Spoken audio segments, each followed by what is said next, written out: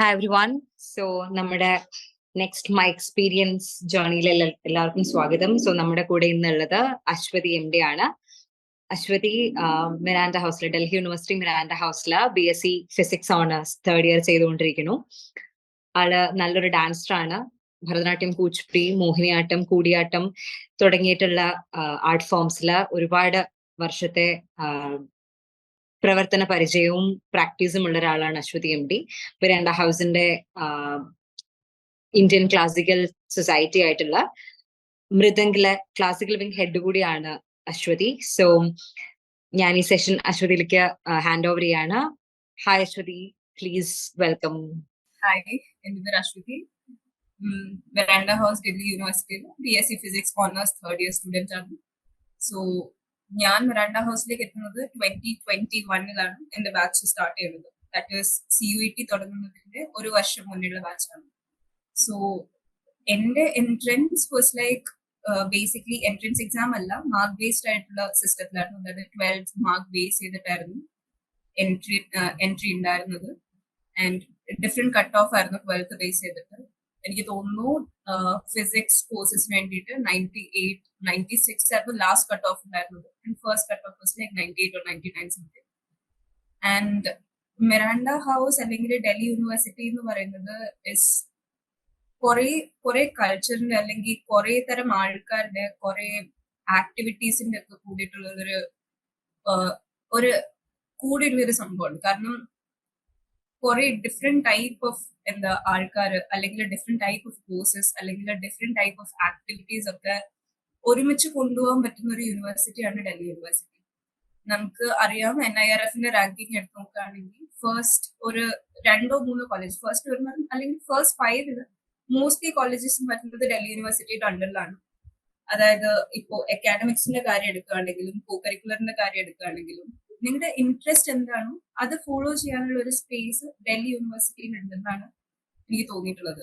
കാരണം അക്കാഡമിക്സിൽ മാത്രം strictly interested ആയിട്ടുള്ള കുറെ ആൾക്കാരുണ്ടാവും. അങ്ങനെയുള്ളവർക്ക് അക്കാഡമിക്സ് മാത്രമായും അതിന് തന്നെ അക്കാഡമിക്സിനെ ഇൻട്രസ്റ്റിംഗ് ആക്കാൻ വേണ്ടി കുറെ പ്രോജക്ട്സും കുറെ വർക്ക്ഷോപ്സും കുറെ സെമിനാർസും അതേപോലെ നല്ല ഫാക്കൽറ്റീസും ഒക്കെയാണ് ഡൽഹി യൂണിവേഴ്സിറ്റി പ്രൊവൈഡ് ചെയ്യുന്നത്. സെയിം ടൈം നിങ്ങൾക്ക് വേറെ എന്തെങ്കിലും ഇൻട്രസ്റ്റ് ഉണ്ട്, അതായത് ഇപ്പോ ഡാൻസ് ചെയ്യാൻ അല്ലെങ്കിൽ പാട്ട് പാടാൻ അല്ലെങ്കിൽ വേറെ എന്ത് ആക്ടിവിറ്റീസ് ആണെങ്കിലും മൂവീസോ ഫാഷനോ അങ്ങനെ എന്താണ് നിങ്ങളുടെ ഇൻട്രസ്റ്റ് എങ്കിലും അതിന് കണക്കായിട്ട് അതിന്റെ സൊസൈറ്റീസും അതിന്റെ ആക്ടിവിറ്റീസും ഒക്കെ ആയിട്ട് കുറെ നല്ല ഗ്രൂപ്പ് ഓഫ് ആൾക്കാരും നല്ല ഇന്ററാക്ഷനും കിട്ടുന്ന ഒരു സ്പേസ് ആണ് ഡൽഹി യൂണിവേഴ്സിറ്റിയുടെ സ്പേസ്. ഇനി അഡ്മിഷൻ സമയത്ത് എനിക്ക് തോന്നുന്നു ഞങ്ങളുടെ ബാച്ച് കഴിഞ്ഞിട്ട് വന്ന ബാച്ച് തൊട്ട്, അതായത് 2022 ബാച്ച് തൊട്ടാണ് CUET എൻട്രൻസിന്റെ കാര്യം വന്നത്. അതുകൊണ്ട് തന്നെ എനിക്ക് തോന്നുന്നു എൻട്രൻസ് വന്നപ്പോൾ ഡ്രോപ്പ് ഉണ്ടായിരിക്കുന്നത് കേരളത്തിൽ നിന്ന് വരുന്ന സ്റ്റുഡൻസിന്റെ അല്ലെങ്കിൽ സൗത്ത് ഇന്ത്യൻ സ്റ്റുഡൻസിന്റെ എൻട്രിയിൽ നല്ല ഡ്രോപ്പ് ഉണ്ടായിട്ടുണ്ട്. കാരണം എന്റെ ഡിപ്പാർട്ട്മെന്റിൽ ഇപ്പോ 210 ആയിരുന്നു ടോട്ടൽ സ്ട്രെങ്ത് ഉണ്ടായിരുന്നത്. അതില് ഏകദേശം എന്റെ ക്ലാസ്സിൽ 70 പേരുണ്ടെങ്കിൽ അതിൽ 30 പേര് മലയാളികളായിരുന്നു. അതായത് 2021 ബാച്ചിലുള്ളത്. 2022ലേക്ക് വരുമ്പോഴത്തേക്ക് അതിന്റെ നമ്പർ നന്നായിട്ട് ഡ്രോപ്പ് ചെയ്തിട്ടുണ്ട്. ഇപ്പോൾ ഒരു ക്ലാസ്സിൽ മാക്സിമം ഒരു 2-3 മലയാളികൾ എന്നുള്ള രീതിയിലായിരിക്കും ഉണ്ടാവുക. എനിക്ക് തോന്നുന്നു മുന്നേ ഒക്കെ എൻട്രൻസ് ഇല്ലാതെ, അതായത് 12th ബേസ് ചെയ്തിട്ട് 12th പഠിച്ചു, എക്സാം കഴിഞ്ഞു, ഇനി നേരെ അത് സെയിം സ്കോർ വെച്ച് മാത്രം ആണ് ഈ ഒരു എൻട്രൻസ് അല്ലെങ്കിൽ എൻട്രി ഉണ്ടാവും. അതും സെൻട്രൽ യൂണിവേഴ്സിറ്റിയിൽ എൻട്രി ഉണ്ടാകുമ്പോൾ that was A good catch. വേറെ ഒന്നും ചെയ്യാനില്ല. പക്ഷെ അത് കഴിഞ്ഞിട്ട് വന്ന ബാച്ച് തൊട്ട് പുതിയൊരു എൻട്രൻസിന് കൂടെ പ്രിപ്പയർ ചെയ്യേണ്ട ആവശ്യം വന്നത് കാരണം അത് ഒരു എക്സ്ട്രാ എഫേർട്ട് ആയിട്ട് ആൾക്കാർക്ക് തോന്നിയതുകൊണ്ടാവും ആ ഡ്രോപ്പ് ഉണ്ട്. പക്ഷെ എനിക്ക് തോന്നുന്നു സെൻട്രൽ യൂണിവേഴ്സിറ്റിയിൽ പഠിക്കുന്നതിന്റെ ഒരു പ്ലസ് പോയിന്റ് ഇസ് ലൈക്ക് നല്ല ഫാക്കൽറ്റീസ് ആയിരിക്കും. അതായത് ഒരു സബ്ജക്റ്റിനെ കുറിച്ച് നല്ലതായിട്ട് അറിവുള്ള ആൾക്കാരായിരിക്കും ക്ലാസ് എടുക്കുന്ന പ്രൊഫസേഴ്സ് എന്ന് പറയുന്നത്. ഇപ്പോ നിങ്ങൾക്ക് ഒരു ഫീൽഡിൽ ഇൻട്രസ്റ്റ് ഉണ്ടെങ്കിൽ, ഒരു ഡൊമൈനിൽ ഇൻട്രസ്റ്റ് ഉണ്ടെങ്കിൽ ആ ഡൊമൈനിനെ കുറിച്ച് കൂടുതൽ അറിയാനും അതിനെക്കുറിച്ച് പഠിക്കാനും വേണ്ടിയിട്ട് കുറെ സ്കോപ്സ് ഉണ്ടാക്കി തരുന്ന ടൈപ്പ് ഓഫ് പ്രൊഫസേഴ്സ് ആയിരിക്കും കൂടുതലും ഉണ്ടാകുന്നത്. അതിപ്പോ പഠിക്കുന്നതിന്റെ കൂടെ തന്നെ കോ കരിക്കുലറിൽ ഫോക്കസ് ചെയ്യുന്ന ആൾക്കാരാണെങ്കിൽ, അല്ലെങ്കിൽ നിങ്ങൾക്ക് ഫ്യൂച്ചറിൽ വേണ്ടത് അക്കാഡമിക്സ് അല്ല ഈ ആർട്സോ കോ കരിക്കുലർ സംഭവങ്ങളിലേക്കാണ് ഫോക്കസ് ചെയ്യേണ്ടതെങ്കിലും എനിക്ക് തോന്നുന്നു ബാച്ചിലേഴ്സിന്റെ സമയമാണ് നമുക്ക് കുറച്ചുകൂടെ ആലോചിക്കാനുള്ള സമയം കിട്ടുന്നത്, ഫ്യൂച്ചറിനെ കുറിച്ച് എന്ത് ചെയ്യണം എന്നുള്ളത്. കാരണം നിങ്ങൾക്കിപ്പോ ഒരു ആർട്ടിസ്റ്റ് ആവാനാണ് താല്പര്യം, അല്ല അക്കാഡമിക്സിലേക്കല്ല എന്നുള്ള ഒരു കാര്യമൊക്കെ തിരിച്ചറിയാനുള്ള ഒരു സ്പേസ് തരുന്നത് ഒരു യൂണിവേഴ്സിറ്റിയാണ്. കാരണം ടൈം ഡെഡിക്കേറ്റ് ചെയ്ത് പോലെ ഇരിക്കും എന്നാണ് എനിക്ക് തോന്നുന്നത്. കാരണം നിങ്ങൾക്കൊരു ഓപ്ഷൻ വരും, ചൂസ് ചെയ്യാനുള്ള ഒരു സമയം വരും, വെദർ യു വോണ്ട് ടു എന്താ പഠിക്കാനാണോ അല്ല ആക്ടിവിറ്റീസിലാണോ അല്ല ആർട്ടിലേക്കാണോ, എന്തിനാണ് ഫോക്കസ് ചെയ്യേണ്ടത് എന്നുള്ള ഒരു ടൈം വരും. ആൻഡ് ആ ഒരു ഓപ്പർച്യൂണിറ്റി വരും, ജഡ്ജ്മെന്റൽ അല്ലാതെ അതിനുള്ളൊരു ഓപ്പർച്യൂണിറ്റി വരും ഏതാണ് എടുക്കേണ്ടത് എന്നുള്ളത്. അപ്പൊ ആ ഒരു സ്പേസ് കൂടെ പ്രൊവൈഡ് ചെയ്യുന്ന രീതിയിലാണ് ഇപ്പോ ഡൽഹി യൂണിവേഴ്സിറ്റിയുടെ ബേസിക് ആയിട്ടുള്ള സ്ട്രക്ചർ വന്നിരിക്കുന്നത്. ഇപ്പോൾ ഇനി ഡൽഹി യൂണിവേഴ്സിറ്റിയുടെ രണ്ട് മെയിൻ ഇമ്പോർട്ടൻറ്റ് സംഭവം out of academics is Delhi യൂണിവേഴ്സിറ്റിയുടെ ഫെസ്റ്റും അതേപോലെ തന്നെ ഡൽഹി യൂണിവേഴ്സിറ്റിയുടെ ഇലക്ഷൻസും ഒക്കെ. സോ ഇലക്ഷൻസ് അറിയായിരിക്കും, സ്റ്റുഡന്റ് യൂണിയൻ ഉണ്ട്, ഒരു പ്രത്യേകിച്ച് ഒരു യൂണിയൻ ഉണ്ട്, ഡൽഹി യൂണിവേഴ്സിറ്റിക്ക് ഒരു യൂണിയൻ ഉണ്ട്. അതേപോലെ തന്നെ ഫെസ്റ്റിന്റെ കാര്യം പറയുകയാണെങ്കിൽ എനിക്ക് തോന്നുന്നു ഒരു 6 മാസത്തെ പീരീഡിൽ മുഴുവനായിട്ടും ഓരോ കോളേജിലായിട്ട് പല പല ഫെസ്റ്റ് നടന്നുകൊണ്ടിരിക്കും. അതും എല്ലാ സൊസൈറ്റീസും പാർട്ടിസിപ്പേറ്റ് ചെയ്യുന്നത് പോലെയുള്ള ഫെസ്റ്റുകളായിരിക്കും നടക്കുന്നത്. അതായത് നിങ്ങളൊരു ഡാൻസർ ആണെങ്കിൽ, ഒരു സിംഗർ ആണെങ്കിൽ, അല്ലെങ്കിൽ നിങ്ങൾ നന്നായി എഴുതും, അല്ലെങ്കിൽ ഫോട്ടോഗ്രാഫി, എന്താണ് നിങ്ങളുടെ സ്കില്ലെങ്കിലും അതിന് കണക്കായിട്ടുള്ള ഒരു കോമ്പറ്റീഷനും സിമിലർ ഇൻട്രസ്റ്റ് വരുന്ന ഒരു ക്രൗഡുമാണ് നമുക്ക് ഇവിടെ വന്നാൽ കിട്ടുന്നുണ്ടാവുക. കാരണം എനിക്ക് തോന്നുന്നു സൊസൈറ്റീസിന്റെ ഒരു പ്ലസ് പോയിന്റ് എന്ന് പറയുന്നത് നിങ്ങൾ സോഷ്യലൈസ് ചെയ്ത് കൂടുതൽ സോഷ്യലൈസ് ചെയ്യുന്നുള്ളതും അതേപോലെ എന്താ സ്കിൽ ഡെവലപ്മെന്റ് ആണ് കുറച്ചുകൂടെ ഫ്യൂച്ചറിലേക്ക് വരുന്നത്. ജോബ് സ്കിൽസിനെ കുറിച്ച് പറയുകയാണെങ്കിലും ഒന്ന് ഈ കോളേജിൽ നിന്ന് പുറത്തിറങ്ങി കഴിഞ്ഞിട്ട് എന്ത് ചെയ്യണം എന്ന് ആലോചിക്കുകയാണെങ്കിൽ അവിടെ യൂസ് ചെയ്യുന്ന കുറെ സ്കിൽസ് എനിക്ക് തോന്നുന്നു നിങ്ങൾക്ക് ഡെവലപ്പ് ചെയ്ത് വരുന്നത് കോളേജിൽ നിന്നുള്ളതിനേക്കാളും അലോൺ അല്ലാത്തതിനേക്കാളും സൊസൈറ്റീസിൽ കൂടെയാണ്. കാരണം നിങ്ങളുടെ ഇൻട്രസ്റ്റ് എന്തിലാണ്, ഒരു ഫേമിൽ പോവാണെങ്കിൽ എന്താണ് നിങ്ങളുടെ ഡൊമൈനിന് ചൂസ് ചെയ്യുന്നത്, ഇതിനെ ബേസ് ചെയ്തിട്ട് ചൂസ് ചെയ്യാൻ പറ്റുന്ന എനിക്ക് തോന്നുന്നു. ബാക്കി ഇവിടെയുള്ള ക്രൗഡിനെ കുറിച്ച് പറയുകയാണെങ്കിൽ ഡൽഹി യൂണിവേഴ്സിറ്റി 2 ക്യാമ്പസ് ആയിട്ടുള്ളത്, നോർത്ത് ക്യാമ്പസ് ഉണ്ട്, സൗത്ത് ക്യാമ്പസ് ഉണ്ട്. സോ നോർത്ത് ക്യാമ്പസിൽ വെച്ച് പറയുകയാണെങ്കിൽ ഈ കോളേജസ് മിറാൻഡ ഹൗസ്, എന്താ രാംജസ് കോളേജ്, ഹൻസ്രാജ് ഹിന്ദു, SRCC, ഇതൊക്കെ ഏകദേശം അടുത്തടുത്ത് വരുന്ന കോളേജസ് ആണ്. സോ എനിക്ക് തോന്നുന്നു നോർത്ത് ക്യാമ്പസിന്റെ ഒരു സ്പെഷ്യാലിറ്റി എന്ന് വെച്ചാൽ ഈ കോളേജ് ഒക്കെ അടുത്തടുത്തായത് കാരണം ഈ ക്രൗഡും ഒരുമിച്ചാണ്. അതായത് ഒരു കോളേജിൽ നിന്നും മറ്റേ കോളേജിലേക്കുള്ള ക്രൗഡിന്റെ ഇന്ററാക്ഷൻ നല്ല കൂടുതലാണ്. അതേപോലെ തന്നെയാണ് സ്റ്റീഫൻസും നോർത്ത് ക്യാമ്പസിലാണ് വരുന്നത്. സോ ഈ ഇന്ററാക്ഷൻ കൂടുന്നത് കാരണം നമുക്ക് ഒരു കോളേജിലുള്ള അല്ല, ഒരു ക്യാമ്പസ് അറ്റ്മോസ്ഫിയർ ആണ്, ജസ്റ്റ് ഒരു കോളേജ് അറ്റ്മോസ്ഫിയർ അല്ലാതെ ഒരു കംപ്ലീറ്റ് ക്യാമ്പസ് അറ്റ്മോസ്ഫിയർ ആണ് ഡൽഹി യൂണിവേഴ്സിറ്റി നോർത്ത് ക്യാമ്പസിൽ ഉണ്ടാകുന്നത്. ഇനി പറയാനുള്ളത് ലാബ്സിനെ കുറിച്ചും അല്ലെങ്കിൽ ലാബ് ഫെസിലിറ്റീസിനെ കുറിച്ചാണ്. കാരണം എനിക്ക് തോന്നുന്നു സയൻസ് സ്ട്രീമിൽ പഠിക്കുന്ന ഏതൊരാൾക്കും ബെറ്റർ ആയിട്ട് അല്ലെങ്കിൽ നന്നായിട്ട് ആവശ്യമുള്ളത് എന്ന് പറയുന്നത് ഒരു നല്ല ലാബ് ഫെസിലിറ്റി ആണ്. അപ്പോൾ ഡൽഹി യൂണിവേഴ്സിറ്റിയിൽ പല കോളേജസിലും ഇന്ത്യയിൽ മാത്രം 2-3 സ്ഥലത്തോ വരുന്ന എക്യുപ്മെന്റ്സ് ഡൽഹി യൂണിവേഴ്സിറ്റിയിൽ ഇൻക്ലൂഡിംഗ് മിറാൻഡ ഹൗസിന്റെ ലബോറട്ടറിയിലാണെങ്കിലും ഫിസിക്സ് സെഷനിൽ പോയിട്ടുണ്ടെങ്കിൽ നിങ്ങൾക്ക് എനിക്ക് തോന്നുന്നു വാക്യൂം ക്രിയേറ്റർ ഒക്കെ ഇന്ത്യയിൽ വൺ ഓഫ് ദ ബെസ്റ്റ് ഉള്ളത് മിറാൻഡ ഹൗസിലാണ്. സോ നിങ്ങളുടെ ഫ്യൂച്ചറിന് വേണ്ടി എന്ത് ചെയ്യണം എന്ന് നിങ്ങൾക്ക് താല്പര്യം ഉണ്ടെങ്കിൽ, ഇപ്പൊ മാസ്റ്റേഴ്സ് ചെയ്യാനാണ് താല്പര്യമെങ്കിൽ അതിന് വേണ്ട നല്ലൊരു ഗൈഡൻസ് എനിക്ക് തോന്നുന്നു കോളേജസിൽ നിന്ന് കിട്ടും.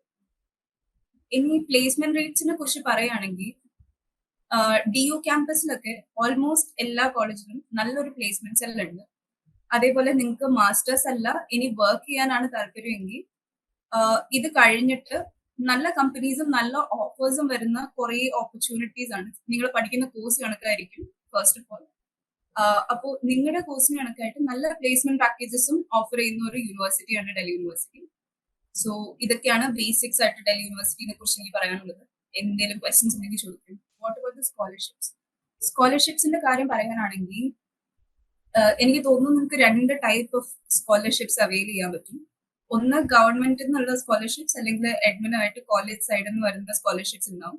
പിന്നെ പ്രൈവറ്റ് ഓർഗനൈസേഷൻസും കുറെ സ്കോളർഷിപ്സ് ഉണ്ടാവും. എനിക്ക് തോന്നുന്നു ഇൻസ്പയർ സ്കോളർഷിപ്സ് ഒക്കെ കുറെ അവൈൽ ചെയ്യാൻ പറ്റും. ഇപ്പോൾ സയൻസ് സ്റ്റുഡന്റ് ആണെങ്കിൽ കോളേജ് സൈഡിൽ നിന്നുള്ള സ്കോളർഷിപ്പിന് വേണ്ടിയിട്ട് എനിക്ക് തോന്നുന്നു ഫീല് തന്നെ എന്തോ ഒരു അഡ്മിൻ സൈഡിൽ ഇപ്പൊ നിങ്ങൾ ഒരു എന്താ ഫൈനാൻഷ്യൽ ലിമിറ്റിന് താഴെ ആണെങ്കിൽ നിങ്ങൾക്ക് അഡ്മിൻ്റെ അടുത്ത് സംസാരിച്ച് അഡ്മിഷൻ എടുക്കുന്നതിന് മുന്നേ ഫീല് ഒരു ഡിസ്കൗണ്ട് ഒക്കെ ഒരു പ്രൊസീജിയർ ഉണ്ട്. ഇതിനെ കുറിച്ച് അറിയാൻ വേണ്ടി ജസ്റ്റ് അഡ്മിന് ഒന്ന് മെയിൽ ചെയ്താൽ മതി നിങ്ങൾ അഡ്മിഷൻ എടുക്കുന്നതിന് മുന്നേ ആയിട്ട്.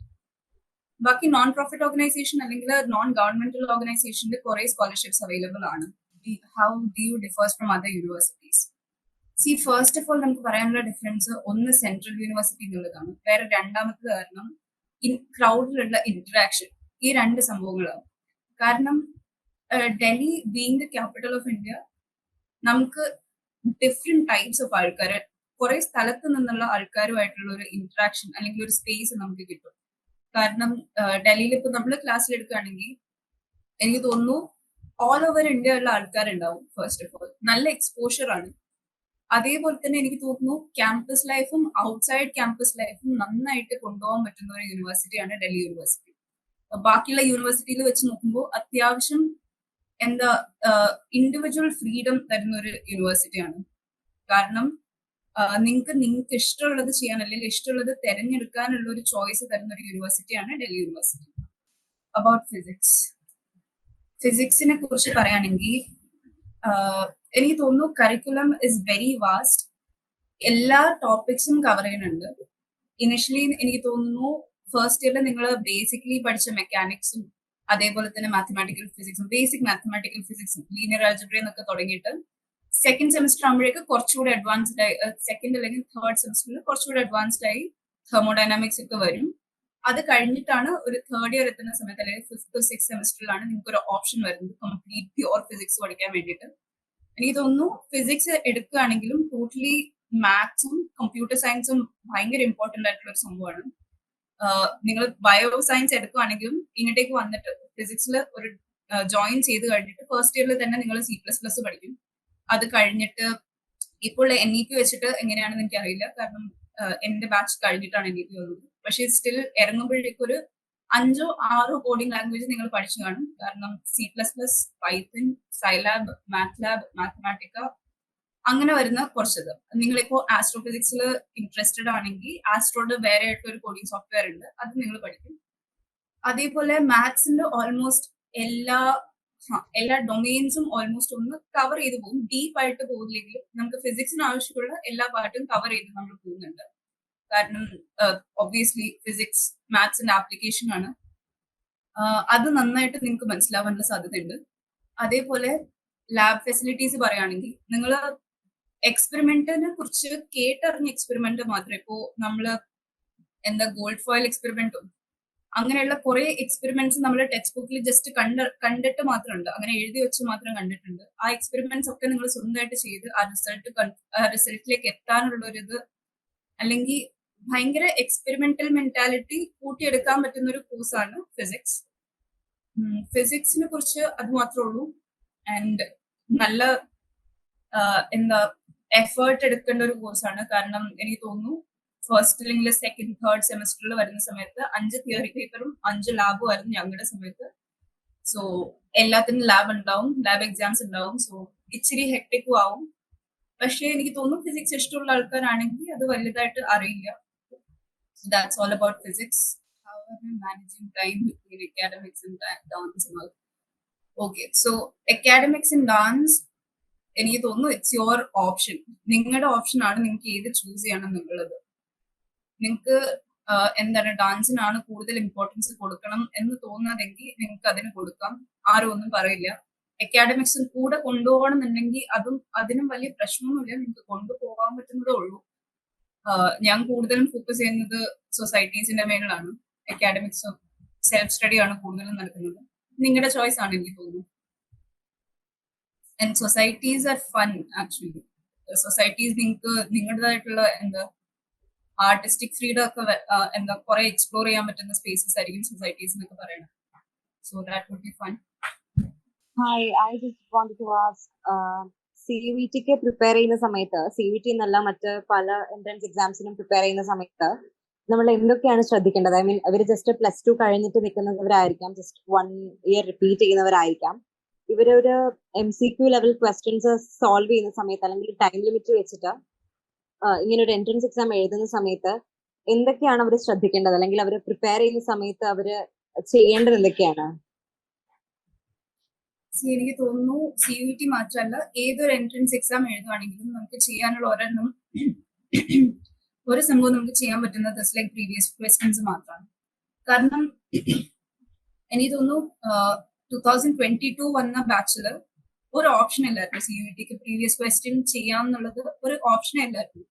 കാരണം ആദ്യമായിട്ടാണ് എക്സാം നടക്കുന്നത്. സോ എനിക്ക് തോന്നുന്നു അവർക്ക് ആ ഒരു ഡിഫിക്കൽട്ടി ഉണ്ടായിട്ടുണ്ടാവും.